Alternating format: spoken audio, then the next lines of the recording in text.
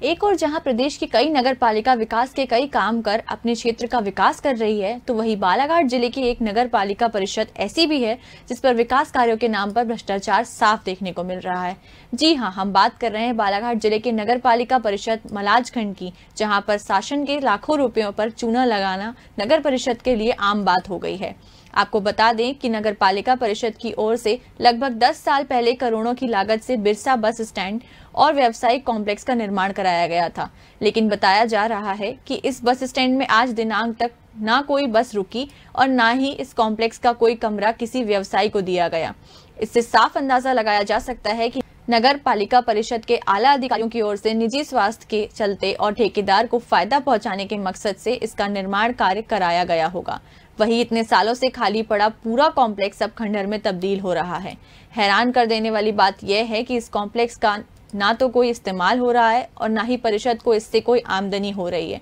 बावजूद इसके बताया जा रहा है कि नगर पालिका परिषद ने फिर से 39 लाख का टेंडर इसके मरम्मत के नाम से निकाला है। ऐसे में अब देखना यह है कि इसका फायदा किसको कितना मिलता है, यह तो आने वाला वक्त ही बताएगा। बालाघाट से श्याम सूर्यवंशी की रिपोर्ट।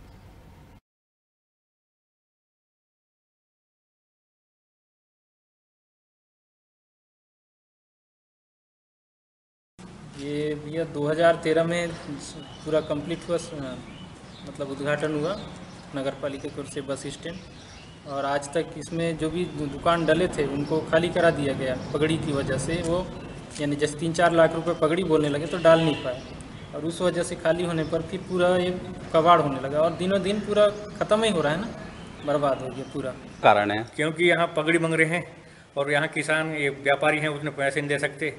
और बोल रहे हैं कि 3 लाख 4 लाख पगड़ी दो। और यहाँ अभी तक एक भी दुकान नहीं, कोई पहले कुछ दुकान खुली थी उनको हटाया गया यहाँ से, क्योंकि उनके पास उन्हें पैसे नहीं। किराए में जैसे 2,000-3,000 देते तो यहाँ किसान ये व्यापारी लोग लगा लेते दुकान, और यहाँ भूत बंगला सामान यहाँ रह रहा है, कोई कुछ नहीं, और करोड़ की संपत्ति यहाँ नाश हो रही है। बस स्टैंड को बनाया गया था, उस कॉम्प्लेक्स को बनाया गया था हुडको से करोड़ों का लोन लेकर। उस समय नगर पालिका के अध्यक्ष हुआ करते थे जो भी सम्माननीय इस क्षेत्र के विधायक है संजय उइके जी, उनके कार्यकाल का वह बस स्टैंड है और वह पूरा कॉम्प्लेक्स बना हुआ है। जो मुझे लगता है जो वो बना है ना वो ही गलत है, क्योंकि उस स्थान पर उसका कोई वैल्यू नहीं है और सरकार को करोड़ों रुपए का जो चूना लगाया गया, आप आज देख रहे हैं 8 से 10 साल हो गया वो खंडहर के रूप में पड़ा हुआ है।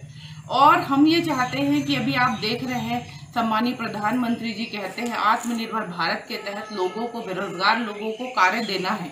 तो मुझे लगता है इसको कम से कम रेट पर उनको किराया मुहैया उपलब्ध कराकर उनको उसका सदुपयोग हो जाएगा और